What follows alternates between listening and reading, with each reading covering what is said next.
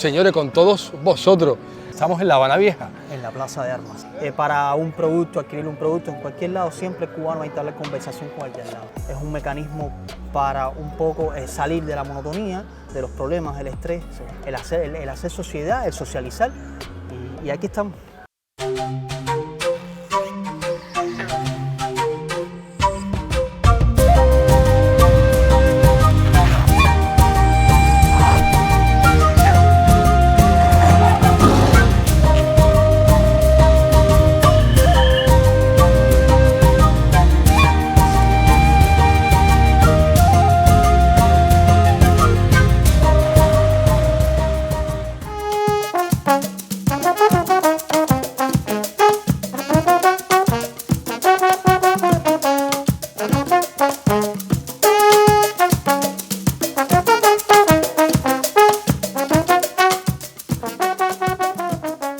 Olaf, Alejo, señores, con todos vosotros.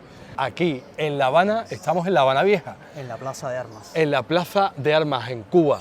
Yo quería presentaros a este puro talento, a este cubano con descendencia española. Sí, señor.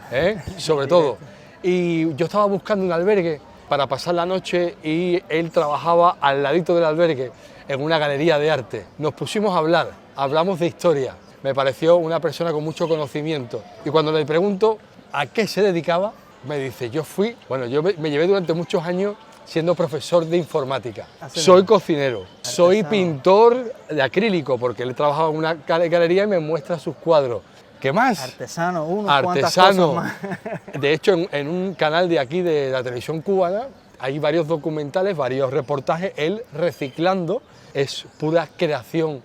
Hermano Olaf, ¿cómo estamos? Gracias, José María, por invitarme a estar contigo acá y ha sido un placer haberte conocido acá en La Habana. Yo dije, yo lo tengo que conocer, ellos te tienen que conocer. Gracias, man. Porque creo que eso me pasa en Cuba, que cuando voy caminando pasa una cosa, que puedo hablar con cualquier cubano y cubana de todo. Es una característica, tenemos una cierta cultura en cualquier tema. De hecho, al cubano le gusta hablar mucho y es atrevido a hablar de cualquier tema, sea político, sea gastronomía, sea de cultura, de lo que sea. A lo mejor voy en un taxi, voy con un hombre que está empujando un carro de la basura, puedo hablar cualquier tipo de tema. Es parte del hallazgo, parte ya de la cultura del cubano, precisamente el conversar, el tener interlocutor, el establecer en cualquier lugar, aunque no conozcas, una parada del bus. Sabes que aquí se hacen muchas colas, en una cola para un producto, adquirir un producto en cualquier lado, siempre el cubano va a entablar conversación con el de al lado. Es un mecanismo para socializar, es un mecanismo para un poco salir de la monotonía, de los problemas, del estrés. Es un mecanismo ya que tiene el cubano, el conversar, el hacer sociedad, el socializar, y aquí estamos, para nada. Al final la comunicación es el hilo conductor para poder crear conflictos o amarse, ¿no? O salir de esos conflictos, así mismo es. Exacto, él fue, incluso ya hablando, ya fue mi cámara, mira Olaf, vamos aquí a grabar.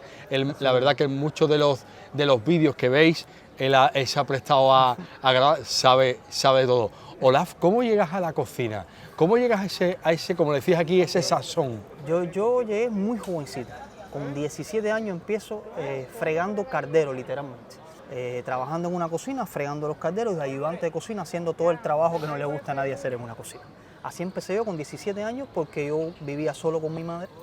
Mi madre era la única persona que me mantenía y decidí estudiar y trabajar al mismo tiempo. A partir de que la ley me lo permitía, a la edad mínima que era 17 años, yo empecé a trabajar con 17 años, siempre seguí estudiando, pero trabajé para ayudar a mi madre en la casa con los gastos. Y así empiezo, con 17 años en una cocina muy humilde, una cocina de centro de trabajo, obrero, fregando calderos, literalmente. Y luego, ¿cómo llegas a la informática, no? Es increíble. Yo quería hacer la alta cocina.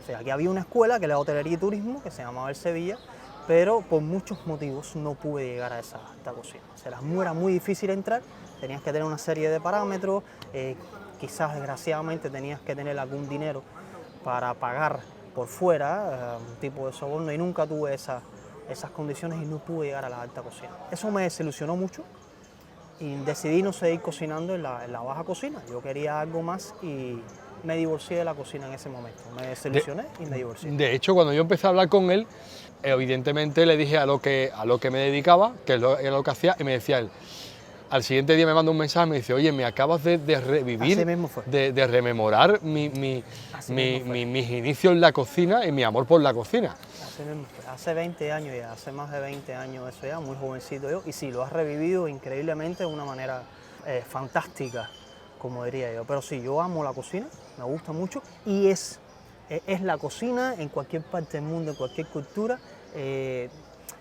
es otro motivo para socializar. Es el fundamental, es el que nos une aquí en la familia cubana. La familia cubana todavía tiene la tradición de sentarse todos en la mesa, a la hora de la cena sobre todo, y sentarse toda la familia. Es muy característico de los países latinoamericanos, pero todavía nosotros lo tenemos muy arraigado. ¿A qué hora cenáis? Aquí normalmente se cena entre 6 de la tarde y 8 de la noche. Sobre todo 7, 8 de la noche es la hora pico en que la familia cubana se sienta a la mesa a cenar. Para que ellos lo sepan, ¿cuáles son las comidas que hacéis al día?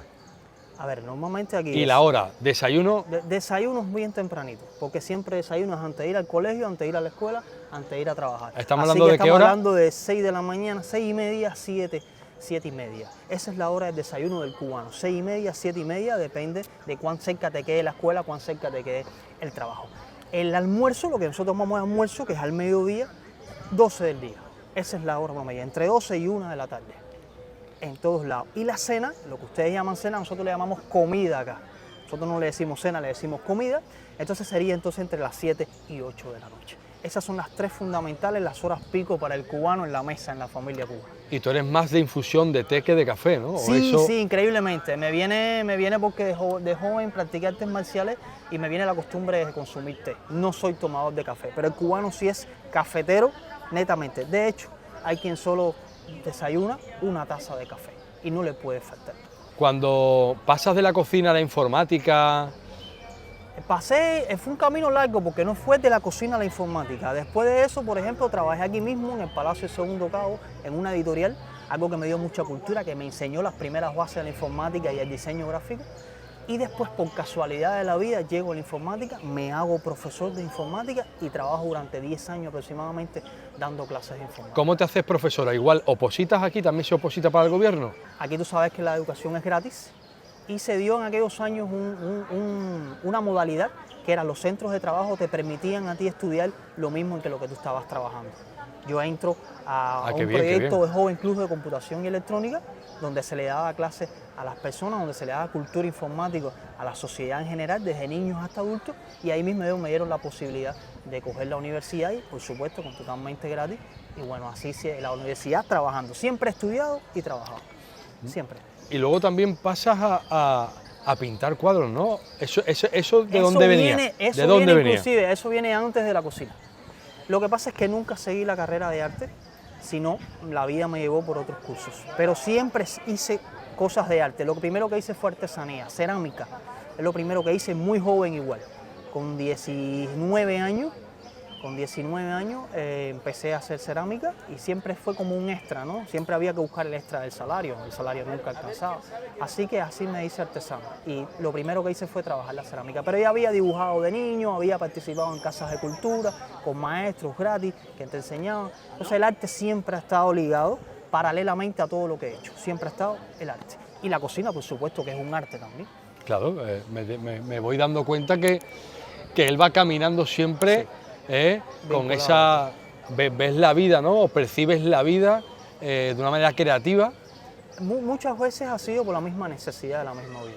Hombre, por supuesto. Y es muy característico. Pero la necesidad agudiza el ingenio, ¿no? Sí, así mismo. Dice el dicho. Hace parir hijos machos, como decimos acá los guajiros cubanos. La necesidad hace parir hijos machos. El hijo macho era muy necesario en el campo para trabajar, así que ahí viene la expresión. Sí.